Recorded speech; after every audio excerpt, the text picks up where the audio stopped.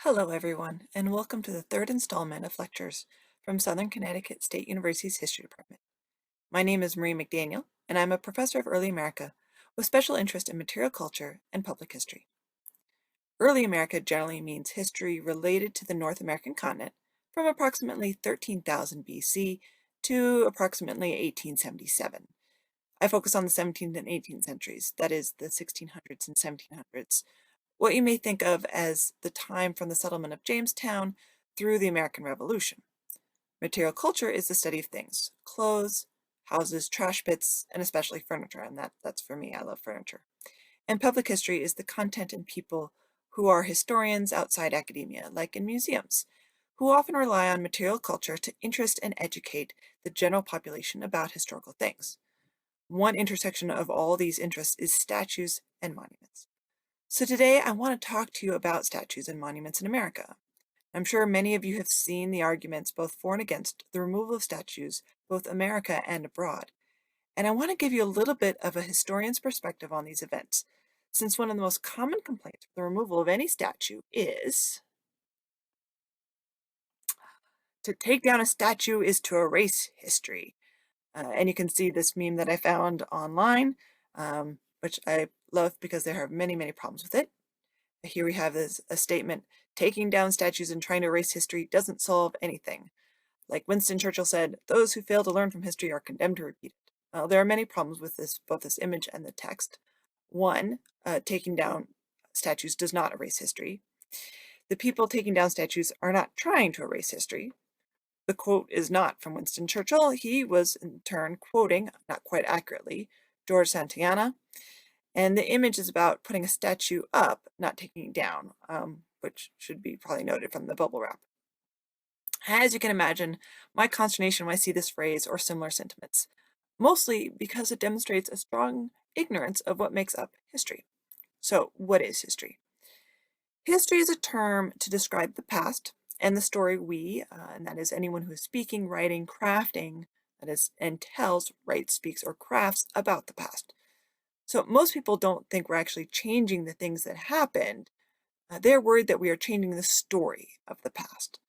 But the past is always filtered through the lens of a viewer, reader, and speaker. Historians get trained in how to view the events of the past to be informative and instructive, but that doesn't mean they don't have a bias too. They do, we do. So why is this relevant? Well, statues, monuments, and memorials are one attempt to tell a history, just like a book.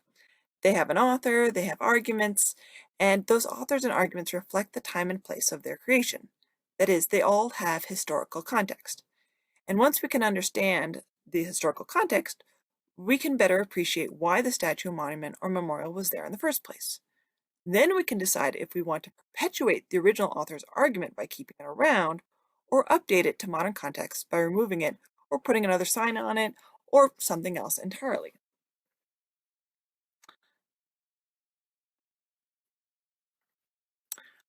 Now, I won't be able to give you the historical context for all the statues, monuments, and memorials in America that are under scrutiny, but I do want to talk about two general patterns of statues and monuments. When statues are put up as political and cultural statements, such as the Statue of Liberty, and when statues are put up to honor great men. And here we have a statue of George Washington. Now, I should say there are other reasons for statues to go up as memorials of a specific event, like the statue of Iwo Jima, as art, and then we have Rodin's The Thinker as a way of remembering wealthy alumni, like the one of Jim Henson, and as a personal remembrance, like the statue in a cemetery. Now, I won't be talking about those latter for today. If that's something you're interested, let me know, and I'm happy to talk more about those kind of statues. So let's start with statues that have political and cultural statements. Statues and memorials and monuments are often a reflection of a certain cultural sentiment at a specific time. They are an attempt to codify a certain perspective on the past as more set in stone, literally. Statues also cost money and resources, and they are not generally put up without reason. Think of it kind of like a law.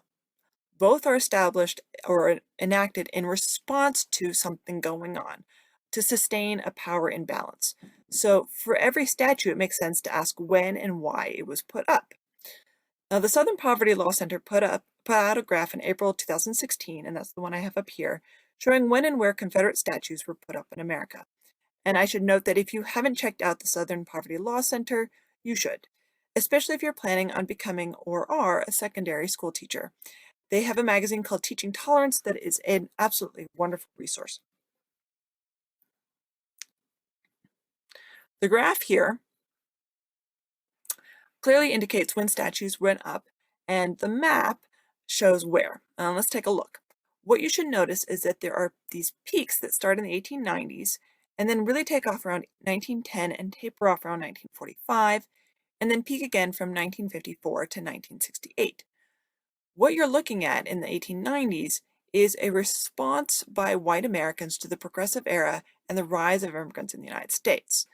In 1892, Ellis Island opens up as the main entry into the United States. In 1893, there's a major depression in the United States lasting 4 years. In 1894, Shiloh National Military Park is opened up in Shiloh, Tennessee, that commemorates the Battle of Shiloh in 1862. In 1896, Plessy versus Ferguson is passed down by the Supreme Court, supporting separate but equal in terms of racial division. And in 1898, the United States goes to war against Spain in the Philippines and annexes Hawaii. So what you're hearing about and what you're seeing is an American culture that sees an increase in immigration, economic downturns, and looks to blame non-whites for these problems, while also celebrating American expansion and imperialism. And this pattern continues. As America becomes more diverse, as the world gets smaller, as the ties around the world continue to grow, and as technology develops, cars, planes, tractors, and on, white Americans deal with that anxiety, that is, that they will lose their privilege as white, with increased parochialism and nostalgia of a perceived, and that's not an actual, previous culture. And this pattern continues throughout the 1900s. And this overlaps with the 50th anniversary of the Civil War from 1910 to 1915. The 50th anniversary of the Civil War is often a time of reflection and to reconsider the meaning of that war.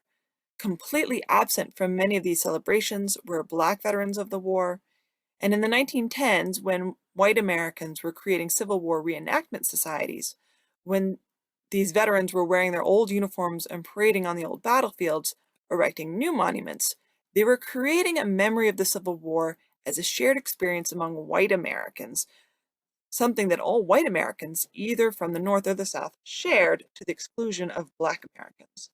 And in that regard, Southerners' elevation of Confederate generals does not seem so strange, because in that recreation of the Civil War and that retelling of what the Civil War meant, it was not the Union that won. It was white men and women, and it wasn't the Confederate that lost. It was Black men and women. And this ties in with another important point about statues and monuments. If you asked most Americans in the 1910s if the monuments to Robert E. Lee were about white supremacy, they would probably be confused. If you asked a Hindu about the symbol now known as a swastika before the 20th century, they would not tell you about hatred of non-whites. If I wear a Red Sox hat, it doesn't matter if I only wear it because it reminds me of my dad. To everyone else, it's a statement that I'm a member of a Red Sox nation. So it doesn't matter if you think the Confederate flag is a symbol of heritage, although I have no idea what that actually means. If most people see it as a symbol of white supremacy, then that's what it is. But white Americans didn't put up statues of flags, though they put up flags too. They put up statues of men, white men. Americans literally put white men on pedestals, and it is so much harder to take them down, both literally and metaphorically. Why did we put white men on pedestals? Well, it gets the idea that the past happened because great men, and that's in quotes, great men, made them happen. This is called the great man theory of history and leadership, and it's just not how we understand history or leadership anymore. Instead, history, or the story we tell about our past, is more defined by many factors, of which individuals play a role in collaboration with many other factors. But the idea that great white men make the world go round has been with us so long, it's hard to let go, and it makes such a nice story. We like to point to heroes, and these heroes become symbols. They are politicized, and become very different from the men they actually are or were. Because, of course, people are people, and all of them have faults. In fact, the men themselves cease to be important. They have been transformed by the statues into symbols. And as we just learned, symbols can change in meaning. Christopher Columbus, for instance, was once a symbol of the discovery of America. That is, discovery in quotes. Then he became a symbol of the pride of the Italian American community. And now he is a symbol of brutality towards Native Americans. Woodrow Wilson was once a symbol of intelligence and international diplomacy. Now he's a symbol of racial prejudice. And the symbol of both of these men will probably change again in time. They are not our saviors. They are just stones on pedestals. But taking down the statue is a statement against the political and cultural idea represented by the statue. So when the Sons of Liberty pulled down a statue of George III in July 1776 in Bowling Green, New York, they were objecting to George III, and they turned his statue into 42,000 musket balls. Note that taking down the statue had no effect on our ability to remember who won the American Revolution. It does reflect that there was a regime change, and it is common in regime changes. In ancient Rome, when a new Caesar was appointed, a previous Caesar it deemed unpopular, that Caesar had all his predecessor statues removed. During the Protestant Reformation, many Catholic statues were removed and destroyed. During the French Revolution, many statues were removed, and Napoleon put up new ones, which were in turn taken down after the Battle of Waterloo. Removing statues doesn't change the past, but it is a signal that times are changing today. So if we manage to remove statues of white men and convince people that statues are not a good way of remembering the past, but a good way to notice the changes of today, how should we remember the past? I recommend reading a good book, taking a history class, listening to a podcast, and going to a museum, where you can still see many of these statues as relics of the past.